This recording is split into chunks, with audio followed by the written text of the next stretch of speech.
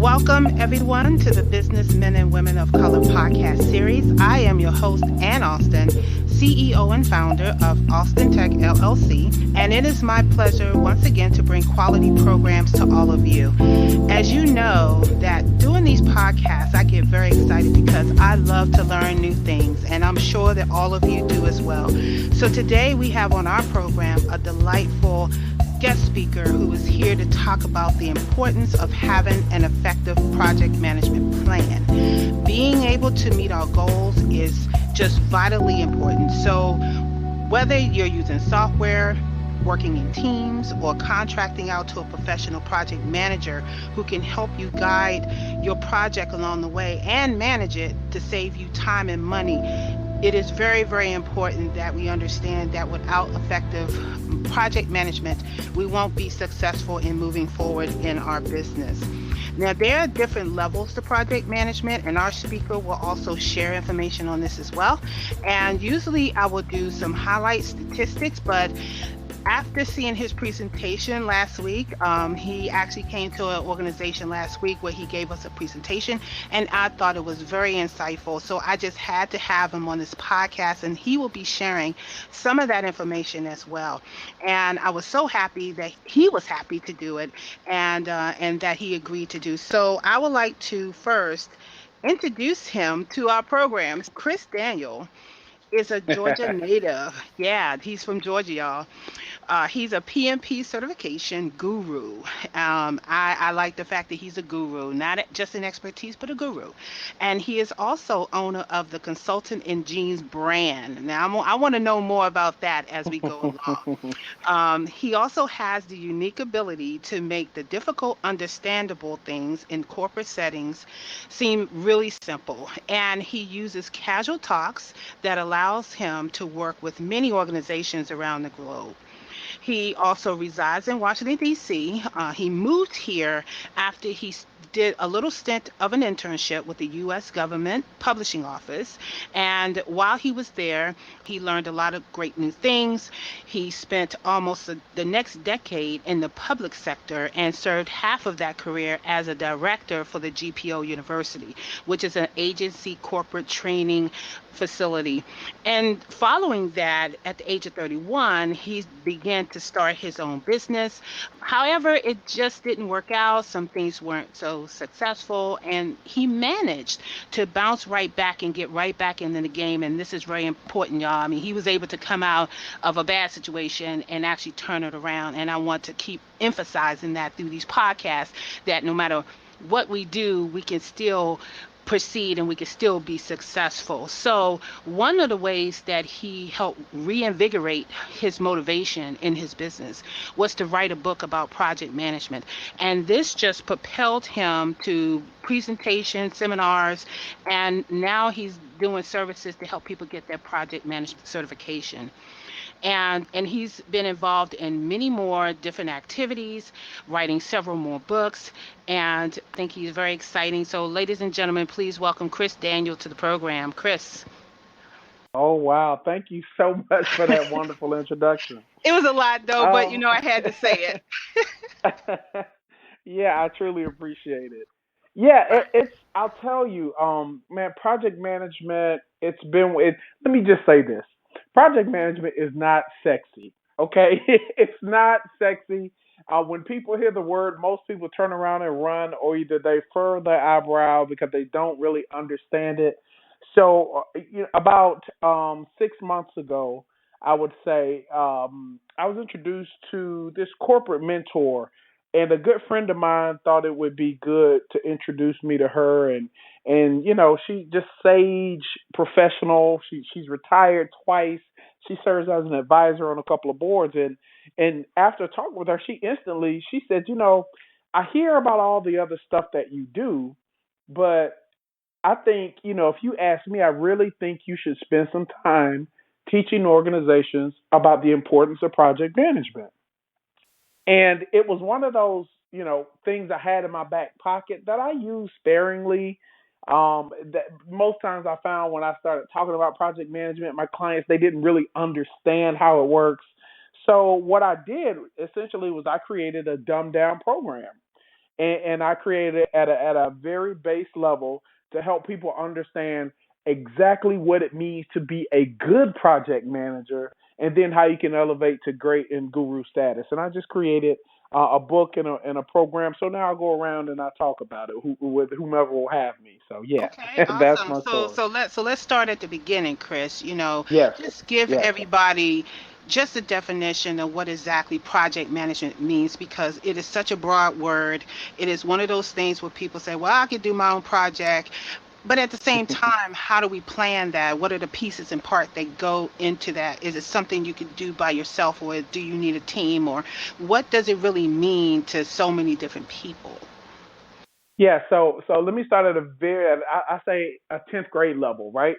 So I gave the example, and I always give this example. I remember being a new dad, right? And funds were low, and you got $30, and baby needs Pampers, and it's 11:30 at night, and Walmart's closing at midnight, and you got to figure out how to get to Walmart in time with the money you have, get the Pampers, get the formula, get mom a treat, get dad something, and have coffee money for in the morning. And if you can pull that off before Walmart closes and gets back home without the 20 questions, then you successfully managed your project. In a very small scale, that's project management. So what does it really mean? It means having a budget, having a scope. Scope means what you're going to do versus what you're not going to do. It means having a deadline or a timeline, and it means completing something from beginning to end with those parameters. Now, when you think of that, you can think of planting a garden, you can think of planning your career, you can think of buying shoes if you want to, or taking a vacation. But we manage projects all the time, and we just don't know it. Now, the second part of that question, you said, do you need a team? Now, let me say that yes, I won't even sugarcoat it. Yes, you absolutely need a team. The team may not always be under your control, but like the Walmart scenario, I needed those cashiers to be on their register until 11:59:59. I needed the gas station that provided the gas for me to drive there. I needed the salesperson to sell me the car so I could get there. So yes, you need a team. You need resources. So many people fail because they try to do it alone. And even if you're a solopreneur like myself, sometimes we got to go to Fiverr. We got to go get virtual or remote help to finish projects. And the good thing about project management, let me just say this, is that the better you become, the more you realize that you need help, that you need to outsource some of these projects for you to focus on the things that you're the guru in. So that is project management. That is really interesting you say that, because I'm a solo entrepreneur. Okay, you're a solo entrepreneur. Hmm. Yeah. When do we know we need to outsource things? I mean, do we wait till we get to the point where we just can't do it all and we start failing, or do we do this early, and how do we recognize when do we need to send these out to someone else? Yeah, good question. So I'm a big proponent of lessons learned. Solopreneurs don't do that enough just because we're on to the next. It's feast or famine. And, in my consulting arena, it's feast or famine some seasons. And you got to get out and beat the streets until you get those retainers. But one of the things I will say is when you're a solopreneur, the ultimate test is when the ball is dropped. You know when you drop that ball, when that client doesn't pay on time, or when that contract doesn't go through, and you were hoping you'd be set up for the next 3 months. And that's when we have to do some course correction and look back and say, okay, what part of the process did I dominate? What part of the process could I have given away so that I could free up my time to do better branding, or better marketing and advertising, or better promotion, or uh, so I could finish that book and still keep these other balls in the air. And it is. It's in the beginning. I'll say this. It is trial by fire. It is, you figure out what works until it doesn't. But once you figure out what works and what doesn't, I'm a strong believer in, you know what? Why don't control what you can control, right? Master what you're the master of. And that's one thing I failed for a long time because, consulting is so broad that, you can do a lot of things under consulting. You can manage projects, you can train, you can facilitate workshops, you can coach people. And I was doing all that crazy stuff in the beginning. And when I realized, like, my strength lies in teaching people how to become masters at project management, especially when you look at statistics, like the GAO put out a study that 82% of government projects fail. That's a huge opportunity. When I can say, oh, wow, what if I just take those people and teach them how to manage projects 30% better, 40% better? This is not even turning them into gurus. This is just, I'm going to teach you some foundational principles that if you just master these things before you sign on any more projects, I guarantee you we're going to cut that fail rate in half. Then that's what I'm going to focus on. I'm not going to, focus on e-newsletters or e-books or recording video, any of that other stuff. I'm just going to really hone in on I'm going to my hone thing. in. Yeah. Yeah, that is really important. I'm sitting here just chuckling a little bit because we do focus on some of those things that to us seems really important, okay? And Yes. for us, Yes. it's that little project of I got to get my newsletter out or I got to get this project or this document sent out. That, yeah, it's an important project. How we Yes. manage that and how we differentiate between a project and outsourcing and when it's needed and do I do it by myself, we're kind of like whatever. Yeah. We're just going to get it Yeah. done. And so I'm hoping through this podcast that some of these issues that we drummed up today, that you can provide our listeners some solutions that you will offer them to help with some of Yeah. that. Absolutely, I will. Go for Absolutely. it. Go So, for it. I'm ready to hear it because I want to know okay. myself because this is teaching for me too. Absolutely. So I'm going to share just a secret I've kept in my back pocket for probably 5 years now, and it's called Fiverr. Fiverr.com. All right. So Fiverr isn't anything special. It's a hub of remote. I call them remote virtual assistants. It's a hub. It's a website where freelance professionals can do almost anything you need them to do with your business, with your brand, excuse me, with your podcast, anything you can think of. So creating an intro and outro for my podcast. I went on Fiverr, got it done. Now here's the thing about Fiverr. Every project starts at $5, thus the name Fiverr. Every project starts at $5. Now they can go up to as high as $100, but still, one thing I've learned is the value of my time.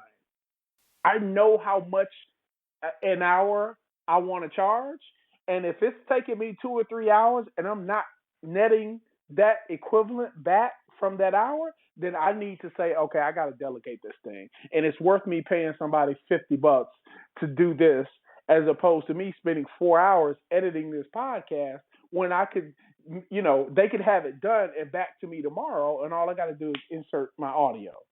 You see what I'm saying? So it's that kind of stuff we have to take a cold, hard look in the mirror and say, okay, what are the activities, the RGAs, right? What are the revenue generating activities that I do? What do people pay Chris to do? So I had to look at that and I said, okay, people pay me handsomely to come in for 90 minutes and talk project management. People pay me handsomely to conduct a project management certification boot camp for their people. People pay me handsomely to maybe facilitate a webinar for their 15 remote offices across the globe. Okay, so those things people pay me handsomely for facilitating some disc assessments for their team, right? All 200 people, right? So those are the things Chris is going to focus on. Everything outside of that, it's not generating revenue. And no matter how much I enjoy editing podcasts and creating social media images to post on Instagram and share on Twitter and Facebook, and no matter how much I like that stuff, I have to take it out of my work day. Now, can I do it in the evening or on my spare time? I could, but I kind of like chilling out on my spare time. So those are the things that I've just decided I'm going to delegate. And again, it's worth it for me to do that. And we all have to come up to that point to say, okay, All right, so what am I a guru at? What am I a master of?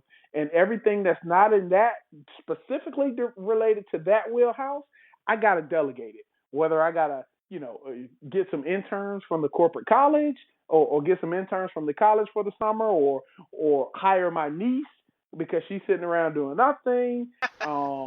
It's we have to make that as business owners. Right. I made this shift from entrepreneur to business owner. And people think it's the same thing. And people fall in love with this entrepreneur thing because it's the spirit of entrepreneurship, right? It's this, oh, I own my own business and my own brand. When most entrepreneurs, they fail in the first 3 years. So I made this shift when you think about what Kiyosaki talks about being an owner. All right, you hear the power in that? Being an owner, I own this brand. I own this business. I put the price tags on it. I find the clients. I generate the revenue. When you think about it like that, then you'll stop playing around with that entrepreneurship stuff. Right, So, exactly. you And know, you'll take your project management a lot serious because, a lot more yeah, seriously. because you don't really understand the impact when you're not Yeah, actively looking at how you're implementing a project. And even yeah. if it's just the smallest thing, you have to think about how much time, like you said, and I hate to kind of repeat what you said, but it's so relevant. Every time that you're sitting in front of the computer and you're doing research or you're making a phone call, that's time and money. That is time Ah, that you're delegating every to time. something else. And if you're not putting that toward some type of end goal, what is the end result of what you're trying to do? You're not going to see down the road. And Right. those are things that I'm learning too along the way is how do I make the best use of my time so that I can get the best return and investment of my time. Yeah. And so those are the things that we really need to hone in. Well, okay, so we have people now out there Mhm. that's saying, okay, I can go to Fiverr, I can go to, and I heard of Fiverr, they're all over Facebook, and Mhm. I've seen their website. Mhm. Or we can go to some of those other organizations that do virtual assistants. But what about the business owners that don't have that kind of budget? They only have just enough. They haven't quite left their job yet, or they're Yes. still starting out. What advice would you give to those folks on how to better manage their projects? Should they go So slower, fat? How would they do it? yeah, so the other thing, I'm gonna give you two things right now, and one's gonna be harsh, and the other one's gonna be harsher. Okay, so Okay. We'll number give it to it because the whole point of this podcast is not to sugarcoat it because I really want people to be transparent and honest. And some things that we're going to say on this thing that you're just not going to want to hear, but you have to hear it if you're in a business. yeah. You have to. Well, So lay it on me, Chris. Go ahead. yeah, no, you're absolutely right. So first things first, we got to learn how to say no, Yeah. and I'm gonna let that breathe for a second. And it's not easy. I'm wanting to talk because I had, and I'm still having to understand how to apply it in certain situations. And no being it, it's shifting to that business owner mentality. I'm saying no to all the stuff that is robbing me of my time, that's not returning the income. That's what I'm saying no to.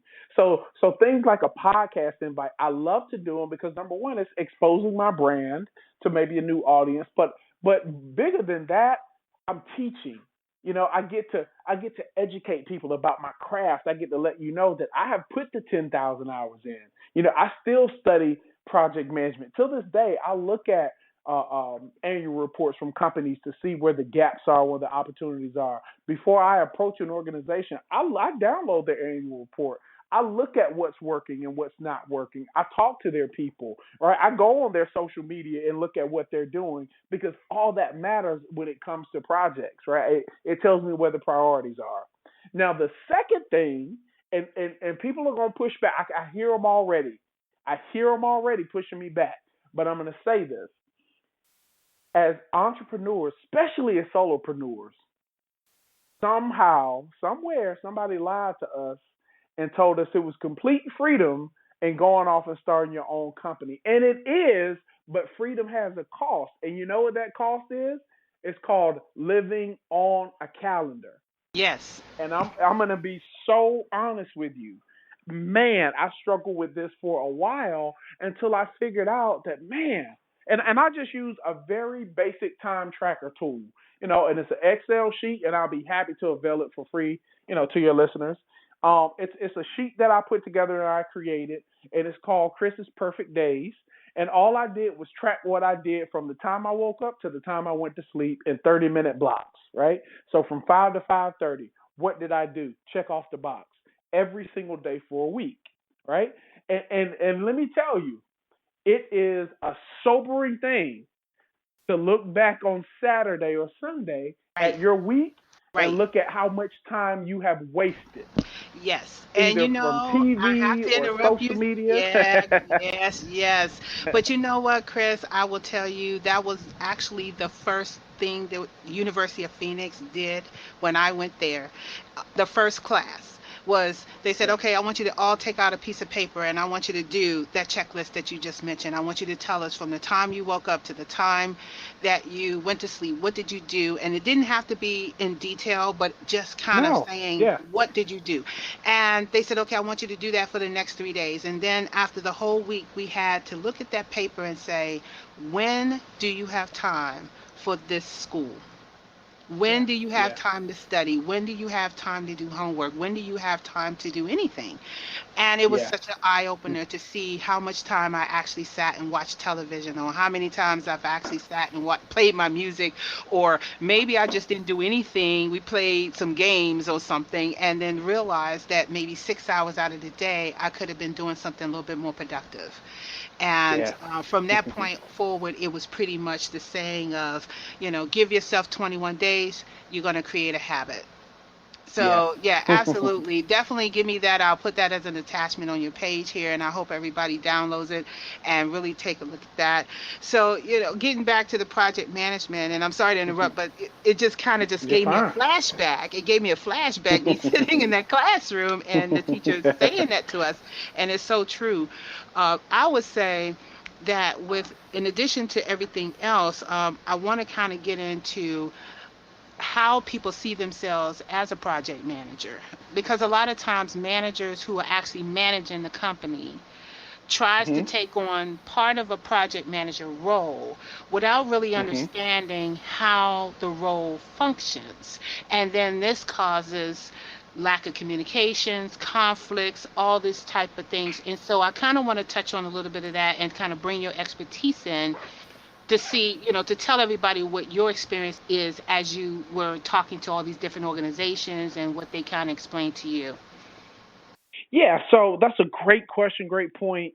And I go back. I always go back to this model of project manager, project owner, guru, right? So when we think about, people throw that term around, and I used to be offended by it because when you get a PMP certification, that's a project management professional. Like, we take it seriously. You can't throw around, oh, I'm a project manager, because the very next question is, oh, so you have your PMP.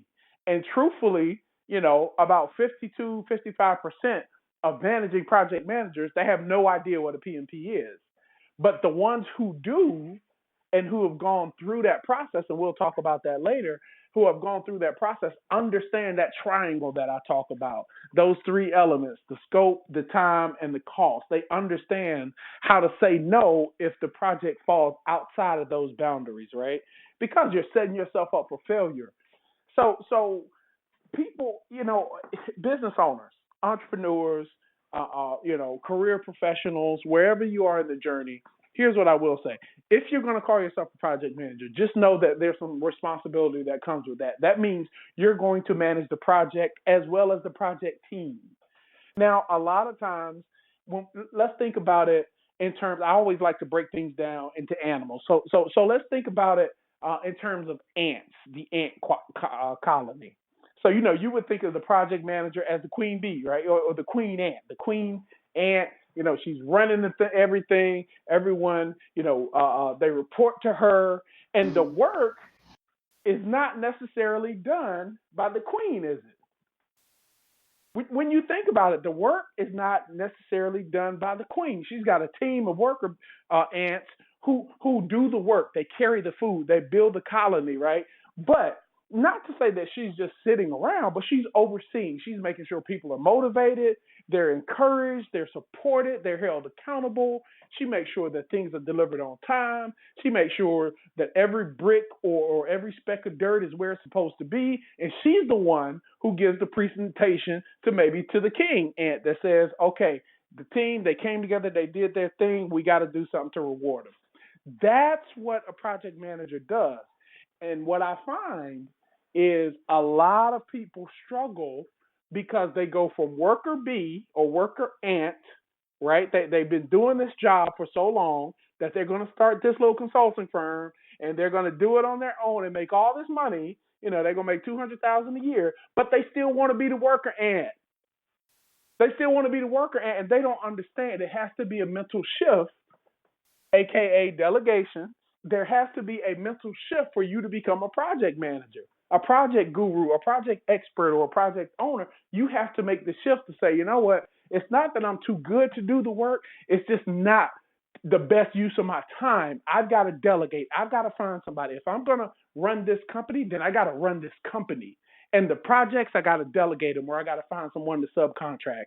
So that's, that's project management. It's being able to say, yes, if I'm available and have time, I'll come in and roll my sleeves up and get in with the team, sure. However, I'm going to delegate this to the person who I feel can knock it out of the park. And no, they may not do it just like me. They may do it differently, but at the end of the day, we're delivering the same result. That's project management. That's what a project manager should be able to do. Wow.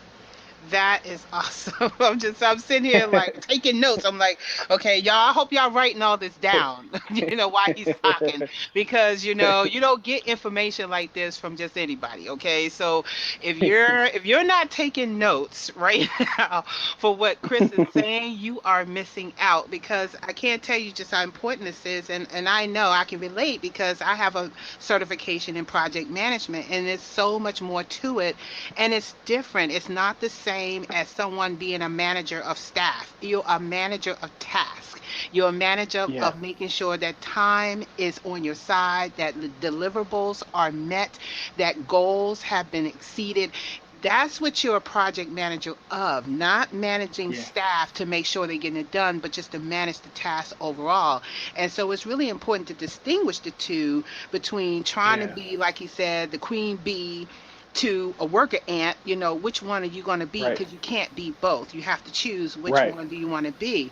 And that is one of the misconceptions about running a project, is that everybody wants to take control, but nobody wants the ownership of the task. So you have to know that if you're going to be a project manager, you have to take ownership of the task in hand. So, Yes. so Yes. Chris, I mean, I'm just delighted about it, because this is just one of the things that I actually learned when I was at University of Maryland, University College, and I knew that I wanted to do project management, and I did so for a number of years. And it is different, Mhm. but at Mhm. the same time, it is sort of like a little thin line between manager and project manager. So, Yes. Yes. yes, so absolutely. you make it. First of all, let me back up and say I knew we had some similarities. I went to University of Phoenix also. Oh, did you Um, really? Okay. yes, and I went through a ton of training at UMUC leadership. I went through a leadership Wow. development program Mhm. at UMUC when I was in government. So yeah, project management, we're a crazy bunch. We're attracted to the challenges, to the deadlines, to the tough tasks. That's what turns us on, right? But truthfully, there is a distinction, and there is, when you take that step to go down that road to even get a certificate, much less a certification or a degree, when you go down that road, you're setting yourself apart. You're separating yourself from the managers because, here's what I've always been taught. Okay, a manager, you know, you manage projects, but you lead people, right? You manage projects, but you lead people. And as a PM, especially as an expert PM, you get into that guru level, then you're supposed to be the person that, while yes, I'm going to encourage you, but I'm also going to hold you accountable to that deadline. So when you come in, I might bring the coffee and the muffins, but we're going to have a conversation. We're going to say, Ann, okay, you told me you're going to have it by 8. It's 7:50. Where are we?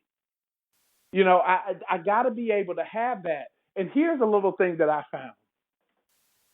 You got me excited. Here's a little thing that I found.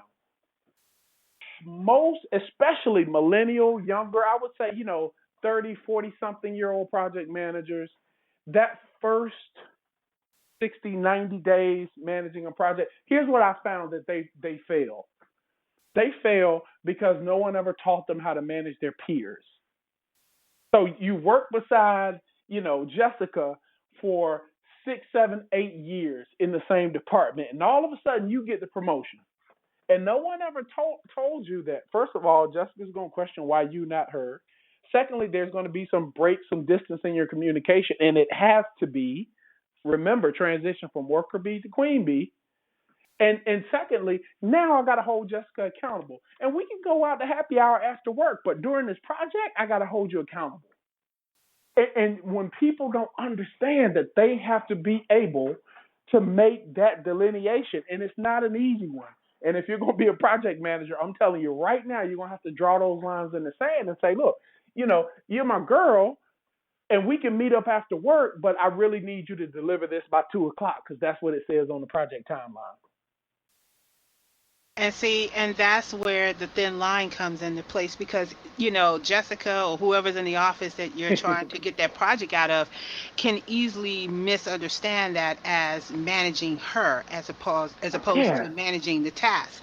So, Yeah. again, ladies and gentlemen, when we're managing projects, we have to kind of be careful in our approach and when we're talking to staff.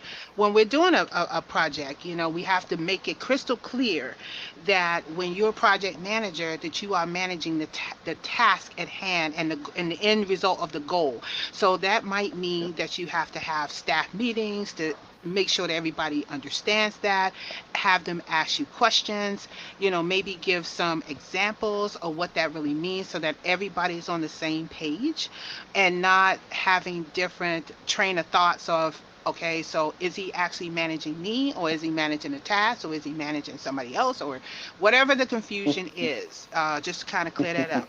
So, Chris, I am very interested to know about the Consult in Jeans brand because I've never heard of that before, and I think it's a very interesting concept. So, tell everybody a little bit about that. Yeah, so when I left government in 2006, right, my mentors, everyone was like, Chris, you are crazy. So I left government. And for those of you who understand the GS pay scale, the GS 14 step 3, that's equivalent to about $115,000 for a 30-year-old, right? I came in, I did a great job on managing my projects. Trust me, I had a couple of slip ups along the way, but I had a really good manager, and I didn't like her at first, but she taught me something. She taught me to lead, you have to answer these 6 questions about yourself and your brand, your personal brand. Who, what, why, when, where, and how. And I sat down, and about 6 months before I left government, I knew I wanted to consult. My job as the director was to bring in consultants who would do the training for our agency or for our customer, who was Congress. And I just like that swag, and I like how they came in. They had the suit, no tie, the funky cuff links. They had the socks and the $300 shoes. I was like, where do these guys hang out? Like, who are these guys? And I asked one of the guys at a conference once. I said, "Yo, so how did you get into this line of work?" And I was asking him a bunch of questions, and he said, you should consider a career in consulting or project management consulting at that.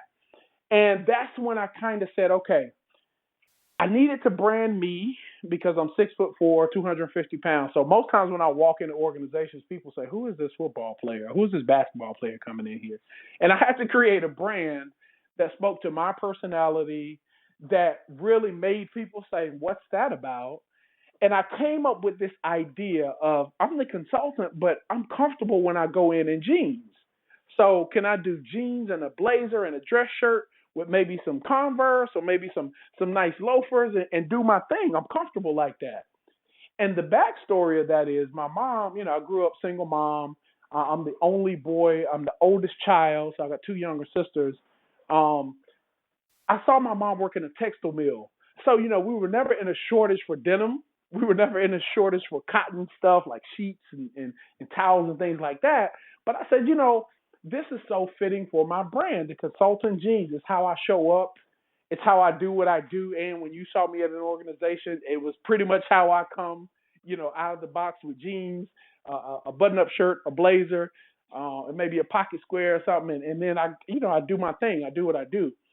And I'll be honest, at first, I was a little nervous. I'm like, oh man, or big organizations like Boeing and Deloitte, are they going to invite me in? Are they going to write me a check to come do what I do? And I just got to a point where I said, how I'm dressed, and it's professional, but how I'm dressed is not going to change what I know. How I look is not going to change what I know. And I just branded myself as the consultant in jeans back in 2010, 2011. And actually, that was my first published book that I got a publishing deal on, was Consult in Jeans. And that book, I just talked about strategy and project management and team development. And that book was published 2012, I believe it was. And it's just been a blessing. It's been a blessing to kind of own that brand for the last 6 years. And really, it's taken me places that, I'm always amazed that sometimes I'll go places and people will say, oh, that's the consultant jeans guy. And I'm like, wow, we're in an organization and somebody says that. It just blows my mind. So that's how the brand evolved. Yeah, that's how it evolved and grew and continues to grow. And yeah, that's, the book had a lot to do with that. Yeah, you know what? I think that over the last, I would say 10 years, that the culture in the workforce has dramatically changed from the suit and tie type of mentality. And if you go to any organization, they're pretty much, walking around in slacks and a little bit dressed down. And then on Friday, they actually really dress down. I Yeah. think that the culture has definitely changed a lot, because I know that when I worked in organizations, you had to come dressed to impress sometimes, Yeah. depending on the Yeah. organization. But now everybody is lax, and I think people are more comfortable when you're comfortable and when you're speaking and when you're talking to Yeah. folks, and your confidence. To me, I've always believed that your confidence and how you address people will speak louder than your appearance and anything else that they're looking at, as long as you Yeah. kind of relate to what you're saying to them, and it has some value in how they're going to use it. So that is definitely wonderful. So, Chris, tell Yeah. everybody about, I would say, give about 2 minutes spill about your specific services, what you offer, and how they can Yeah. reach you. Sure. So I have I morphed the consulting and jeans brand again, continuing to hone and focus. So the project management guru. It's really who I've always been. So my services today include project management prep training. So the PMP certification exam, the illustrious PMP certification. I teach people how to get it step by step. So I offer 2-day master classes. I offer the full 5-day boot camps. Most of them are on site. I'm getting ready to start my first live open boot camps, open enrollment boot camps, the late summer here, and I am super excited. So most of the time you can find me on social media. I'll say that. So at Consult in Jeans, that's at CONSULT, the letter NJEANS on Instagram and Twitter. That's probably the fastest way to get me. My website is onechrisdaniel.com. That's ONE Chris, CHRISDANIEL, no S on the end.com. You can thank my mom for the 2 first names. But and then Facebook, my fan page is facebook.com/one, the number 1, Chris Daniel, all one word. So that's how people can find me. Typically I'm regional these days with most of my travel between here in New York. Well, I can't say that because I'm headed out to Houston in a couple of weeks. But yeah, I'm kind of jet setting company to company, doing everything from 90-minute project management talks, the importance of project management in organizations, to full-blown boot camps for organizations. And let me just say this, I really like to go into organizations to learn their people. So Sometimes people say, well, we only have 6. I'm like, all right, 6 is great. That's a great number. I call it an intimate coaching opportunity, right? So I can take these 6 people and we can pull out their projects and we can work with them. I can take these 2 people and teach them how to be better admins as they think about everything they do in the project management framework. So, you can tell I'm passionate about it. And I just want people to know the importance of it, because when we get that, we can get the bigger contracts. When we deliver on time, we can get the second opportunities, the third opportunities, the retainer opportunities. We can get invited into the nonprofits where they only pay X amount, but when you're a guru and when you're an expert, they'll pay you double what they pay everybody else. So it's those kinds of things that I just need, especially entrepreneurs and business owners, to understand.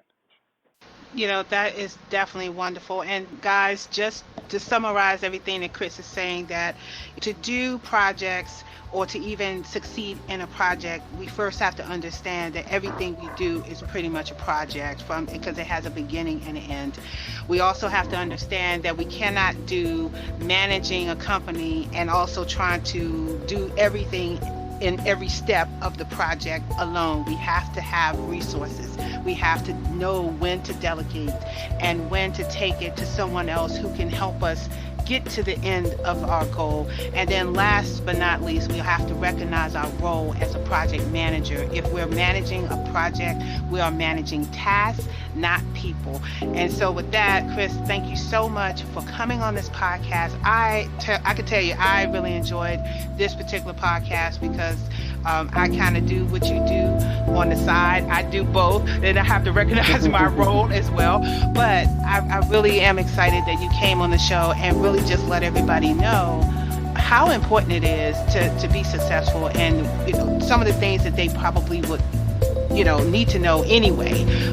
So thank you so much for coming on the podcast.